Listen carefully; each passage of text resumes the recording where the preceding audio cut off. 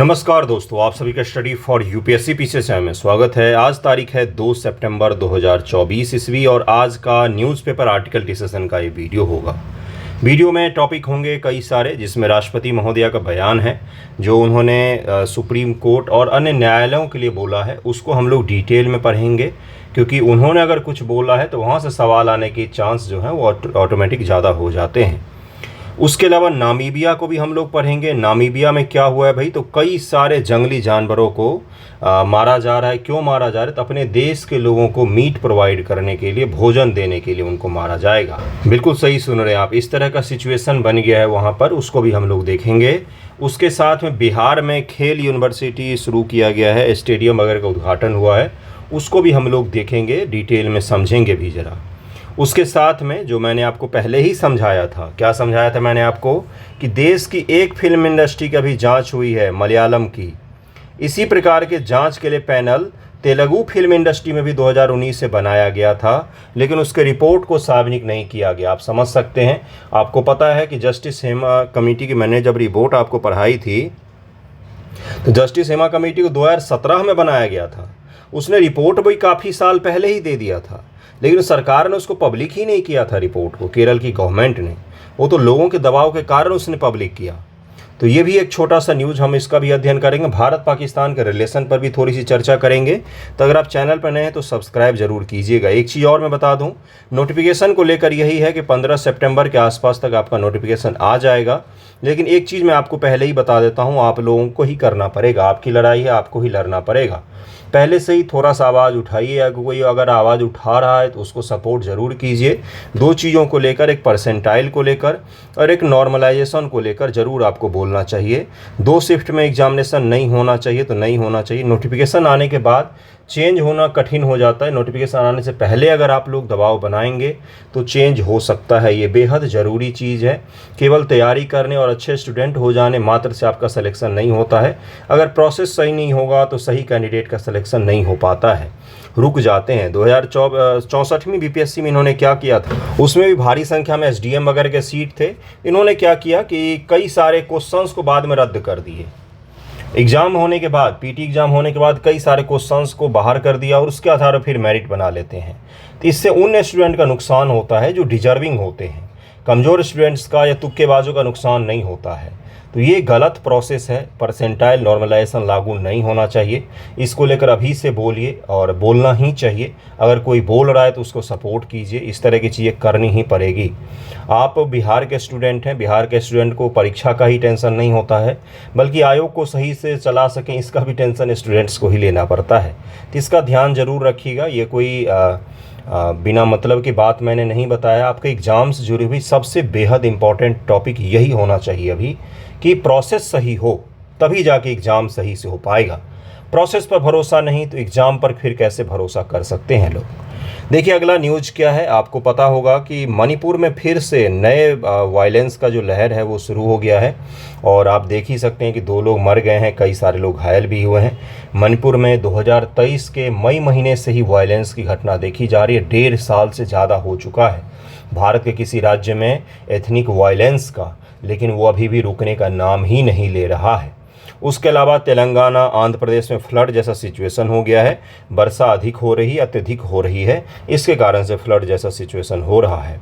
अब ज़रा देखते हैं कि राष्ट्रपति महोदया का बयान क्या है और क्यों इस पर बहुत ज़्यादा चर्चा होनी शुरू हो गई है, और क्या बोला है उन्होंने, कहाँ पर बोला है, किस चीज़ का सम्मेलन था, इन सभी चीज़ों को देखेंगे। उसके बाद हम लोग भारत में न्यायिक सुधार जो है उसको भी हम लोग थोड़ा सा पढ़ेंगे। देखिए क्या बोला उन्होंने, कल्चर ऑफ एडजॉर्नमेंट। एक चीज़ और है कि भाई 69 का भी रिजल्ट आया, जिनका भी हुआ है मैनी कॉन्ग्रेचुलेसन्स।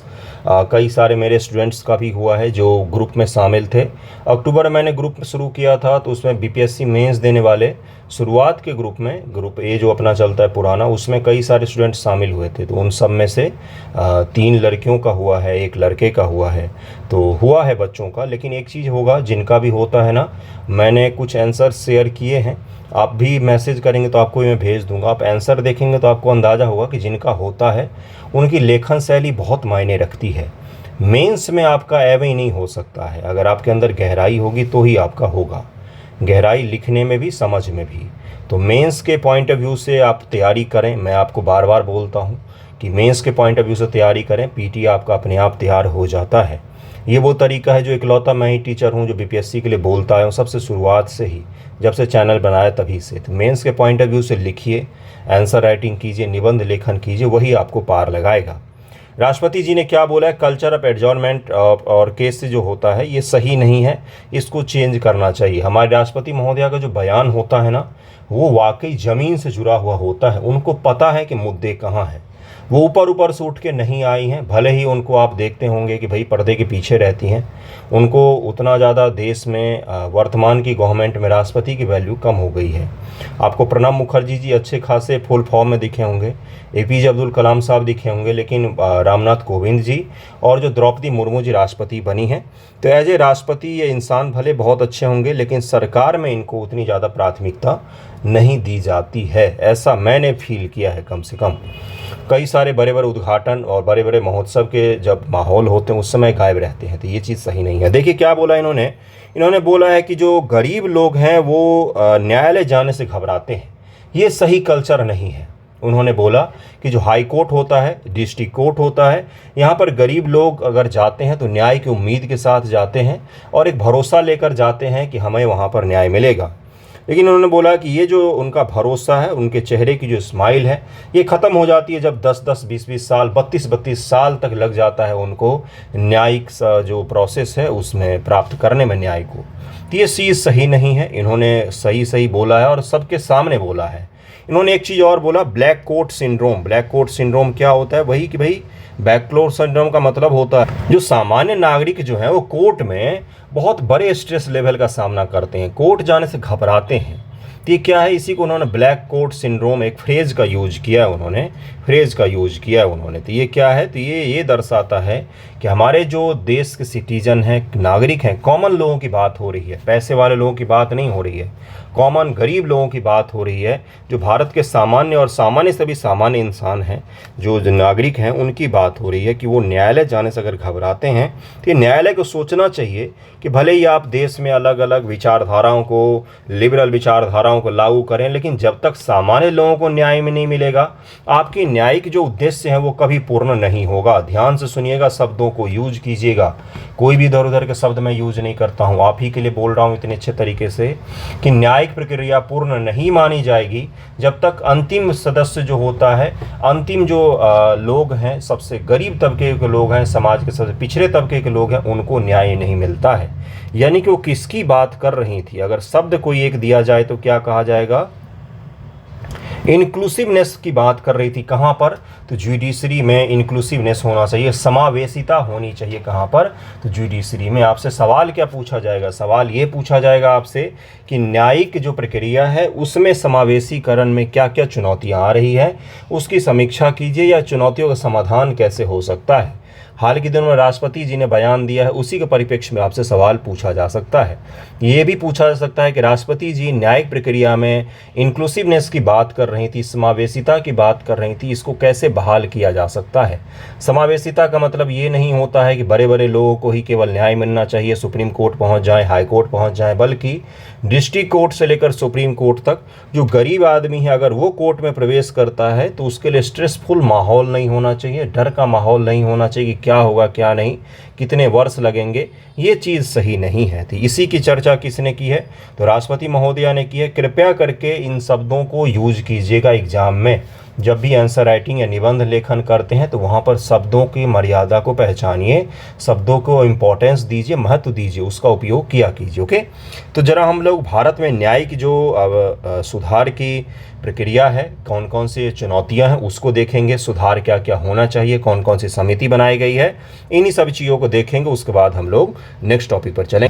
देखिए क्या है कि हमें न्यायिक सुधारों की आवश्यकता क्यों है। सबसे पहला सवाल तो क्यों है, और राष्ट्रपति जी ने इससे पहले कब चर्चा की थी? तो इससे पहले जब चर्चा की थी तो वो चीज़ बीपीएससी में से पूछा गया था। इससे पहले उन्होंने बोला था कि जो जेल में पड़े हुए लोग हैं, विचाराधीन कैदी की उन्होंने चर्चा कर दी थी। विचाराधीन कैदी की उन्होंने चर्चा की थी कि जो विचाराधीन कैदी हैं, जो 10-10, 20-20 साल से छोटे छोटे जुर्म में कैद में बंद हैं और वो गरीब लोग हैं, इसलिए वो न्यायालय में नहीं जा सकते हैं या बेल भी नहीं करवा सकते हैं, वो बाहर भी नहीं आ सकते। तो इसके कारण से उन्होंने बताया था कि कई सारे लोगों का मूल्यवान जीवन जो है वो जेल में कटित हो जाता है।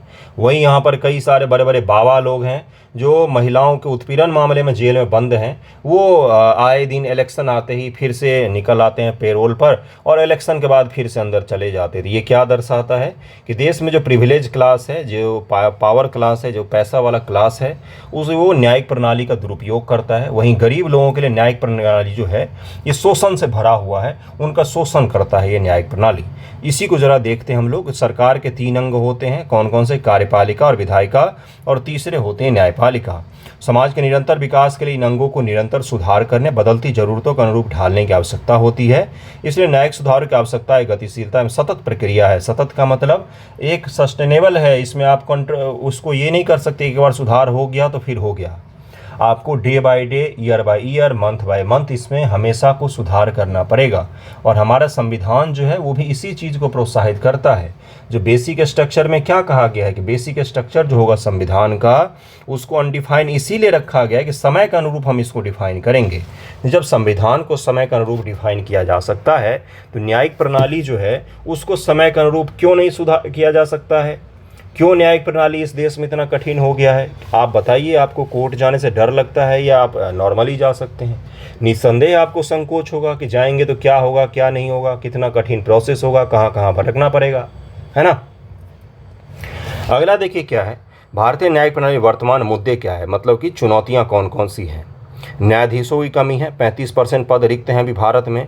प्रति 10 लाख पर केवल 17 न्यायाधीश हैं वर्तमान में। 10 लाख आबादी पर 17 न्यायाधीश हैं। न्यायाधीशों की नियुक्ति की प्रक्रिया भी ये भारत में चुनौती भरा है। आज के द हिंदू में ही एक छोटा सा ओपिनियन में आया हुआ है कि भारत में न्यायिक नियुक्ति की प्रक्रिया क्या होनी चाहिए। क्या हमें यूके से सीखना चाहिए? यूनाइटेड किंगडम है यूके, वहाँ पर उन्होंने 2 कमीशन बनाए हुए हैं जो न्यायाधीशों की नियुक्ति करता है, जिसमें सरकार का हस्तक्षेप नहीं होता है। वहाँ पर न्यायाधीशों की नियुक्ति बिल्कुल स्वतंत्र तरीके से होती है। तो भारत में हम इस प्रकार का क्यों नहीं बना पाए अभी तक सिस्टम, जो न्यायाधीशों की नियुक्ति स्वतंत्र तरीके से, निष्पक्ष तरीके से कर सके। एक हमने NJC नामक ढोल बनाया जो तुरंत ही फूट गया। इसमें कानून मंत्री बन बैठे थे, कानून मंत्री इसका सदस्य बन गए थे। तो ये तो आर्टिकल 50 का उल्लंघन करता है, जहाँ पर ये बोला गया कि कार्यपालिका और जुडिशरी में, कार्यपालिका और न्यायपालिका में स्पष्ट रूप से विभेद होगा, शक्तियों का विभाजन होगा, दोनों एक दूसरे को काउंटर नहीं करेंगे, कभी भी हस्तक्षेप नहीं कर सकते हैं। न्यायालय की स्वतंत्रता के लिए चीज़ जरूरी है। तो कानून मंत्री इसमें घुस के बैठ गए थे, सुप्रीम कोर्ट ने इसको खारिज कर दिया, है ना। तो भारत में न्यायाधीशों की नियुक्ति की प्रक्रिया भी एक चुनौतीपूर्ण चीज़ है। लंबित मामलों की समस्या विशेष रूप से न्यायपालिका के निचले स्तर पर गंभीर है। सुप्रीम कोर्ट, हाई कोर्ट तो फिर भी छोड़िए, यहाँ पर भी लाखों लाख मामले हैं। जो डिस्ट्रिक्ट न्यायालय हैं वहाँ पर तो आप गिन नहीं सकते, इतने मामले लंबित हैं। 10-10, 20-20 साल से, 3-3 जनरेशन से न्यायालय में भटक रहे हैं। 3-3 जनरेशन से पीढ़ियाँ आ रही जा रही हैं, डेट आ रहा है उनका, जा रहे हैं, आ रहे हैं, ख़त्म ही नहीं हो रहा केस। बुनियादी ढांचे की खराब स्थिति, अपर्याप्त बजट आवंटन के परिणाम स्वरूप भारत न्यायपालिका के बुनियादी ढांचे की स्थिति खराब है। न्यायिक बुनियादी ढांचे को बनाए रखने पर सकल घरेलू उत्पाद का केवल 0.09% खर्च किया जाता है।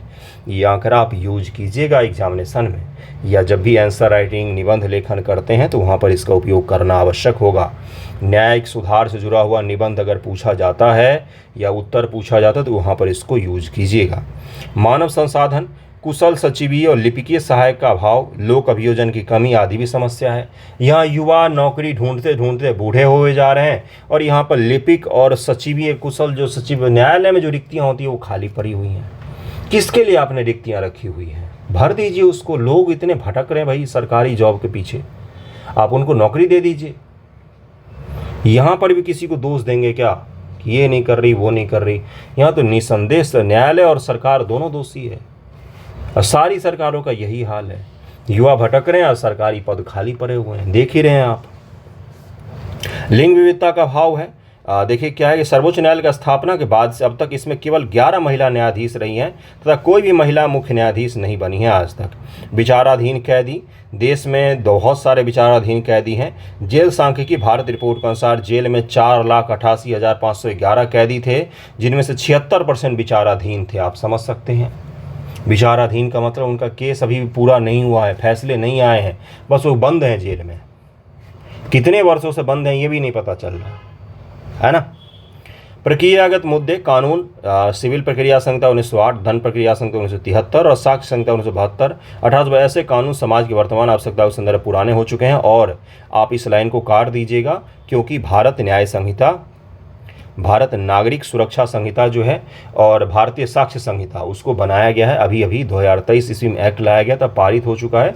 नया कानून जुलाई से लागू भी हो चुका है। ओके, ये स्थगन के लिए प्रस्ताव लाने में सक्षम होते हैं।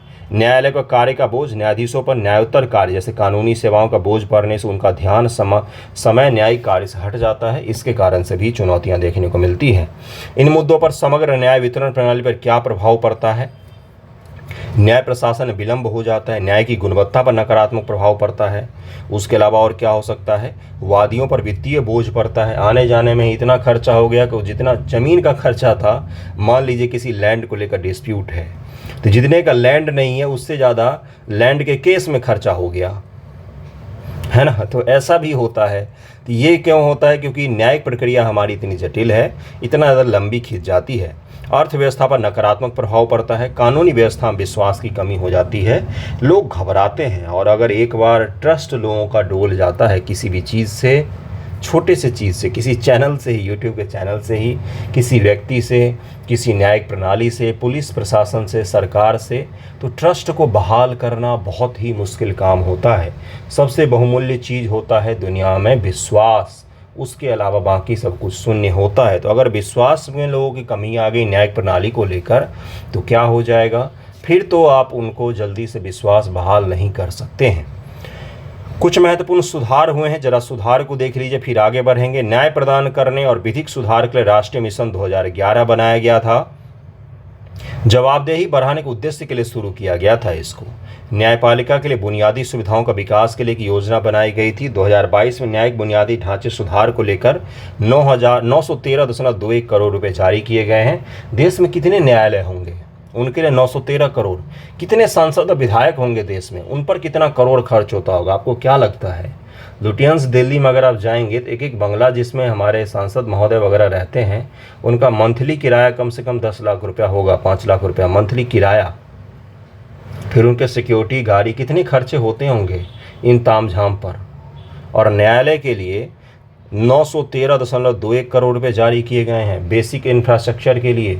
टॉयलेट तक नहीं होते हैं न्यायालय में। आप गए हैं कभी क्या? किसी डिस्ट्रिक्ट कोर्ट में जाकर देखिएगा क्या हालत रहती है वहाँ की, है ना। न्यायपालिका में रिक्त पदों को भरना, भारत के ही न्यायाधीश का ही बयान है कि महिला न्यायाधीश जो होती हैं वो टॉयलेट का यूज नहीं कर पाती हैं कई बार, है ना। तो ये क्या है? भारत के न्यायालयों की मैं ये स्थिति बता रहा हूँ आपको। टॉयलेट जैसी बेसिक चीज़ों का अभाव है। इंटरनेट और फैन और एसी तो भूल ही जाइए, है ना।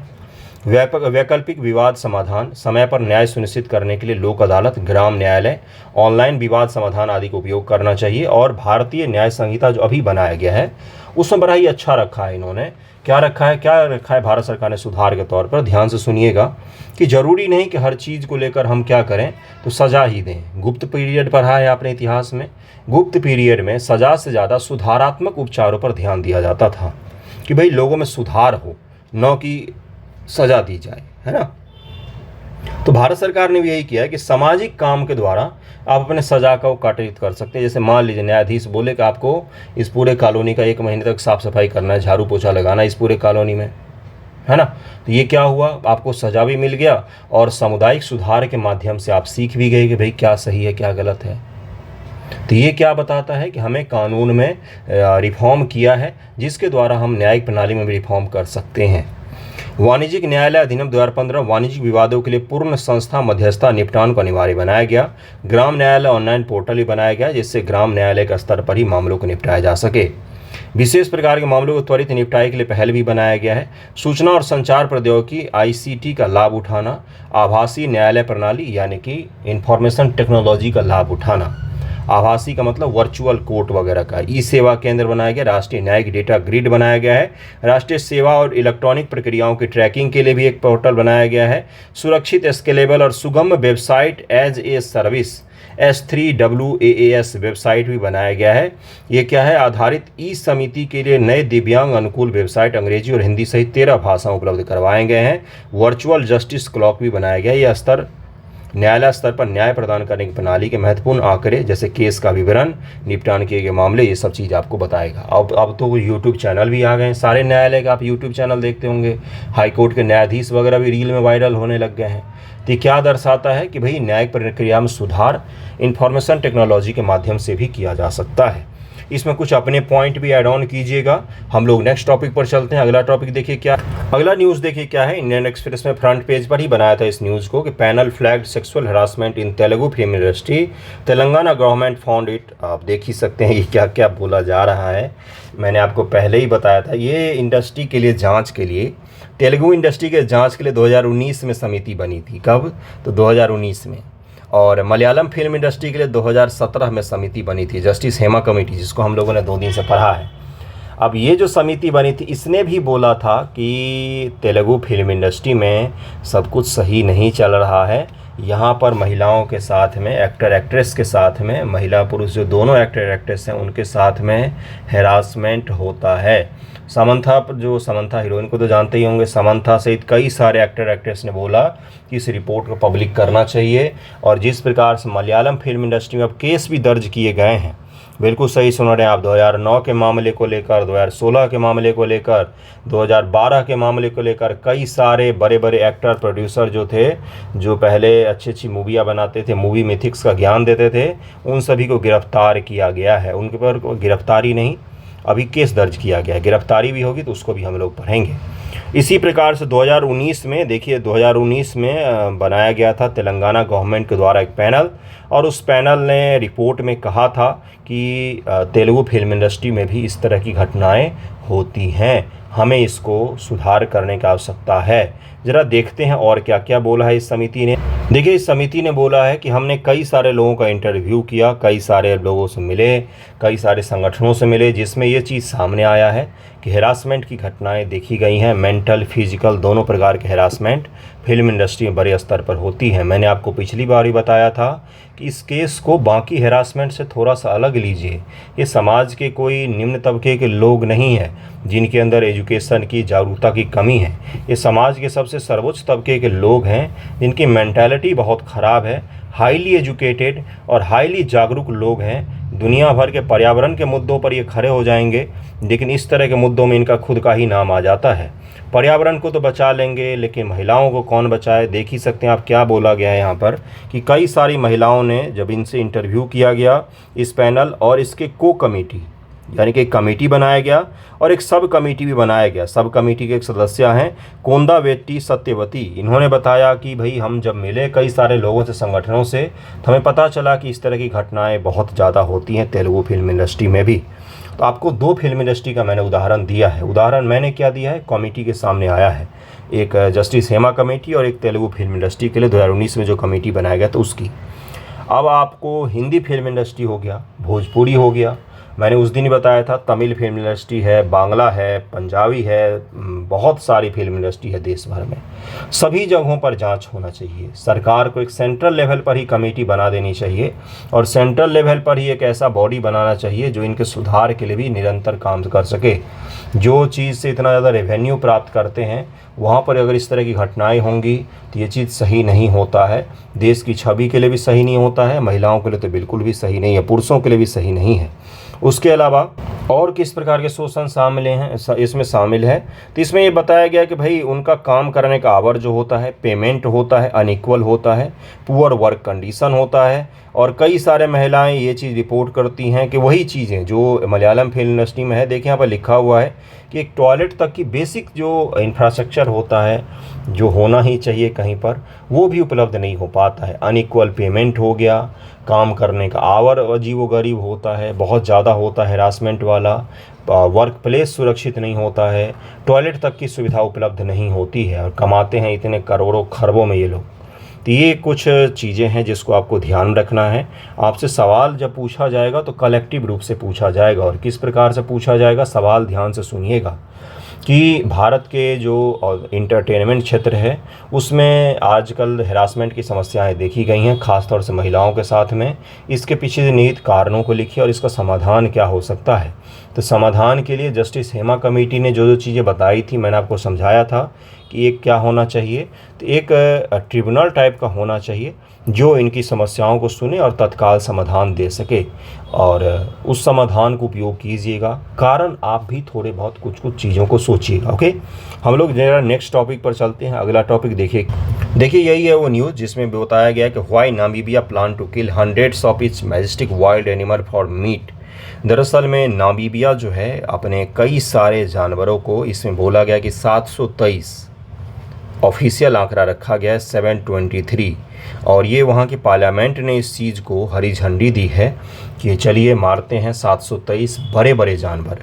इसमें इम्फाला शामिल हैं, बफेलोज शामिल हैं, हाथी शामिल हैं और जेबरा शामिल हैं, एलिफेंट 83 हैं, 83 एलिफेंट हैं, 300 से ज़्यादा जेबरा हैं, 150 से ज़्यादा अलग अलग वैरायटी के बहुत सारे जानवर हैं जिनको मारा जाएगा। और क्यों मारा जाएगा, तो मीट के लिए, मांस के लिए मारा जाएगा। और इस मांस को देश की पब्लिक में बांटा जाएगा, देश की पब्लिक को दिया जाएगा। क्यों इस तरह का कंडीशन बन गया है, ध्यान से सुनिएगा, मैं मैपिंग वगैरह भी करवाऊंगा। दरअसल में इसमें ये बोला गया है कि अल नीनो का प्रभाव इतना ज़्यादा हुआ वहाँ पर, देख सकते हैं आप, अल नीनो का प्रभाव इतना ज़्यादा हुआ कि वहाँ पर सूखा पड़ गया। और भयानक सूखा है, इतना भयानक सूखा है कि देश की सरकार के पास जो अन्न भंडार है उसका 85% से ज़्यादा जो है वो खाली हो चुका है। देश के पास अन्न का उत्पादन हुआ नहीं, खपत जारी ही रहा और वहाँ की जनता जो है वो भारी भूखमरी का सामना कर रही है। तो वहाँ के पार्लियामेंट ने बोला कि नेचुरल जो हमारे पास संसाधन उपलब्ध हैं, एनिमल भी नेचुरल संसाधन ही होते हैं, उन नेचुरल संसाधन का उपयोग हम अपना भूख मिटाने के लिए करने वाले हैं। इसी के लिए हम मारने वाले हैं इतने सारे एनिमल्स को, और उनको मारा जाएगा बहुत ही बड़े स्तर पर। क्या इस तरह की चीज़ें पहले भी हुई हैं? तो अफ्रीका के लोगों में जंगली जानवरों को खाना कोई बड़ी बात नहीं है, आम बात है। अफ्रीका के पश्चिमी इलाका हो या पूर्वी इलाका हो या सेंट्रल इलाका हो, वहाँ पर जानवरों को मारा जाता है, शिकार किया जाता है और उनको खाया भी जाता है। देश के नेचुरल रिसोर्स का उपयोग देश के पब्लिक के भूख के मिटाने के लिए किया जा रहा है। आपके सामने इथिक्स का एक छोटा सा सवाल है, जानवरों को मारकर इंसानों को बचाना कहाँ तक सही होता है, वो भी इस तरह के कंडीशंस में। आपने अगर किताब पढ़ी होगी, आनंद मठ पढ़ी होगी, या अगर भारत में फैमिन जो होते हैं, मतलब अकाल का इतिहास अगर आपने पढ़ा होगा, तो उसमें आपको ये चीज़ समझ में आया होगा कि इंसान ने इंसानों को भी खा डाले जब उसको भूख लगा। तो अगर आप आनंद मठ पढ़ेंगे तो उसमें 1770 के आसपास जो बंगाल में अकाल पड़ा था उसकी चर्चा गंभीर रूप से की गई है। उसमें ये बताया गया है कि बंगाल में ऐसा कंडीशन हो गया था कि लोग को खाने लग गए थे। जो मृत हो जाते थे उनको भी खा जाते थे, या तो फिर अपने ग्रुप के सदस्य के, अपने घर के सदस्य के जो सबसे कमज़ोर वर्ग होते, जो सबसे कमज़ोर लोग होते हैं, उनको मारकर खा जाते थे। तो ये इंसानों की प्रवृत्ति रही है हमेशा से ही, भूख के आगे कुछ भी नहीं होता है। तो ज़रा देखते हैं नामीबिया का मैप। कारण मैंने आपको बताया है कि देश का 85% ज़्यादा अन्न का रिजर्व खाली हो चुका है। वहाँ के लोग भूख के परेशान हैं, उत्पादन हो नहीं रहा है, अल नीनो के कारण से भयानक सूखा का सामना कर रहा है ये देश। यही नहीं, इसके आस पड़ोस के सारे देश कर रहे हैं, इसलिए वहाँ के सरकार ने इस फैसला को लिया। अब इस फैसले को दुनिया कैसे देखती है वो आने वाले समय में तो हमें पता चलेगा ही। हम जरा नामीबिया के मैपिंग करते हैं और उसके चीज़ों को देख लेते हैं। ओके, देखिए यही है वो न्यूज़ जिसमें बताया गया है कि 723, ये दक्षिण अफ्रीका में स्थित एक देश है इसकी सीमा अंगोला, जाम्बिया, जिम्बाब्वे, बोत्सवाना, दक्षिण अफ्रीका से लगती है।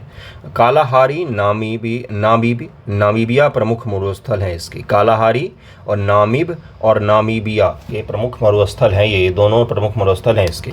राजधानी कहाँ पर है? तो विंड हॉक राजधानी है इसकी। नामीबियाई डॉलर इसकी करेंसी है। मकर रेखा नामीबिया से होकर गुजरती है, इसको जरूर ध्यान रखिएगा। ये देखिए इसकी सीमा है, यहाँ पर आपको नामीब मरुस्थल दिख रहा है, नामीब मरुस्थल दिखेगा। ये पूरा डेजर्ट का एरिया है, पूरा डेजर्ट का एरिया है ये, इसको ज़रूर ध्यान में रखिएगा। यहाँ पर आपको दिखेगा फिश रिवर है, ये फिश रिवर है। ये कालाहारी डेजर्ट है, कालाहारी डेजर्ट नामीबिया के पूर्वी भाग में स्थित है, नामीबिया के पूर्वी भाग में स्थित है। इसकी सीमाएं आप देख ही सकते हैं, कई सारे देशों से लग रही है, ऊपर मैंने आपको बताया भी। कालाहारी इसके पूर्व में स्थित है। और नामीब जो डेजर्ट है, नामीब डेजर्ट नामीबिया में, नामीब डेजर्ट जो है ये इसके पश्चिमी सीमा पर स्थित है, इसको ज़रूर ध्यान में रखिएगा। ये यहाँ से मकर रेखा गुजर रही है। और इसकी राजधानी कहाँ पर है? तो इसकी राजधानी विंड हॉक इसकी राजधानी है, ये भी ध्यान में रखिएगा। तो ये छोटा सा नामीबिया का मैंने करवाया है, ये बहुत ही बड़ा न्यूज़ है। आपने अपने जीवन काल में तो पहले ही बार सुना होगा कि जंगली जानवरों को सरकार ने मारने का आदेश दिए हैं क्योंकि उनको खाना है, मैंने भी पहली बार ही सुना है। देखिए अगला न्यूज़ क्या है। बिहार की पहली खेल अकादमी और विश्वविद्यालय। हाल ही में राष्ट्रीय खेल दिवस के अवसर बिहार के मुख्यमंत्री राज्य की पहली खेल अकादमी और बिहार खेल विश्वविद्यालय का उद्घाटन किया, जो राजगीर में अंतर्राष्ट्रीय खेल परिसर का एक हिस्सा है। राजगीर में अंतर्राष्ट्रीय खेल परिसर का एक हिस्सा है, इसका उद्घाटन किया गया है। अंतर्राष्ट्रीय खेल परिसर में एक साथ 24 खेल विधाओं का प्रशिक्षण दिया जाएगा। खिलाड़ियों को एक ही परिसर प्रशिक्षण, आवास, चिकित्सा सुविधा सहित सभी सुविधाएं प्रदान की जाएंगी। क्या है? तो बिहार की पहली खेल अकादमी और विश्वविद्यालय का उद्घाटन राजगीर में हो चुका है, कृपया करके इसको ध्यान में रखें। परिसर में एक मुख्य क्रिकेट स्टेडियम के साथ साथ 8 छोटे स्टेडियम, एक विश्व स्तरीय खेल पुस्तकालय और विभिन्न खेलों के प्रशिक्षण केंद्र शामिल हैं। मुख्य स्टेडियम 50,000 दर्शक के बैठने की क्षमता होगी, छोटे वाले में 10,000 लोगों की बैठने की क्षमता होगी। इसमें athletics, football, hockey, volleyball, kabaddi, कई खेलों की सुविधाएं होंगी। सूत्रों के अनुसार राजगीर नवंबर में 6 देशों के एशियाई महिला हॉकी चैंपियनशिप की मेजबानी करेगा। महिला हॉकी चैंपियनशिप की मेजबानी राजगीर में की जा सकती है बिहार गवर्नमेंट के द्वारा। राज्य सरकार ने जुलाई 2021 से बिहार खेल विश्वविद्यालय की स्थापना को मंजूरी दी थी। कब दिया था? तो जुलाई 2021 में, और उस समय भी हमने करंट अफेयर में किया था। करंट अफेयर में 67वीं बीपीएससी के लिए जो आप करके जा रहे थे, जिसमें मैंने चैनल शुरू ही किया था दिसंबर 2021 में, तो उस समय मैंने ये चीज़ करवाया था कि खेल विश्वविद्यालय कहाँ पर, तो राजगीर बनाया जाएगा। इस विश्वविद्यालय का प्राथमिक उद्देश्य बिहार राज्य में व्यायाम, शिक्षा, खेल और इन सभी चीज़ों को बढ़ावा देना है। विश्वविद्यालय को खेलों के लिए उच्च स्तरीय अनुसंधान तथा प्रशिक्षण केंद्र के रूप में कार्य करने के लिए तैयार किया गया है। राष्ट्रीय खेल दिवस, इस दिन को पहली बार 2012 में राष्ट्रीय खेल दिवस के रूप में नामित और मनाया गया। राष्ट्र अपने खिलाड़ियों का सम्मान करता है। इस अवसर पर राष्ट्रपति मेजर ध्यानचंद खेल रत्न पुरस्कार, अर्जुन पुरस्कार, द्रोणाचार्य पुरस्कार, ध्यानचंद पुरस्कार जैसे कई पुरस्कार प्रदान करते हैं। तो खेल दिवस के अवसर पर ही बिहार में उद्घाटन किया गया है, कृपया करके इसको ध्यान रखें। राजगीर में किया गया है, ये आपसे पूछ सकता है इसका महत्व क्या है बिहार के लिए। तो पर्यटन बढ़ेगा, खेल की संस्कृति बढ़ेगी, बिहार का इमेज अच्छा होगा, एक थोड़ा सा सॉफ्ट कॉर्नर भी बिहार के लिए डेवलप होगा कि आप जिसको पिछड़ा बोलते आए हैं वो भी लीड कर सकता है अन्य चीज़ों की तरह खेल में भी। गोवा से ज़्यादा पर्यटक बिहार आते हैं, लेकिन फिर भी बिहार को ख़राब बोला जाता है। बिल्कुल सही सुन रहे हैं आप, गोवा से ज़्यादा पर्यटक बिहार की यात्रा करते हैं, ये भी एक तथ्य है, इसको ध्यान में रखिएगा। आज का न्यूज़ वीडियो यहीं पर एंड करते हैं। मुख्य जो टॉपिक तो मैंने करवाए हैं, भारत पाकिस्तान का मुद्दा अगले वीडियो में आपको करवाऊंगा। कुछ उसमें खास न्यूज़ नहीं है, बस यही है कि भारत और पाकिस्तान जो है वो धीरे धीरे करीब आने की फिर से कोशिश कर रहे हैं।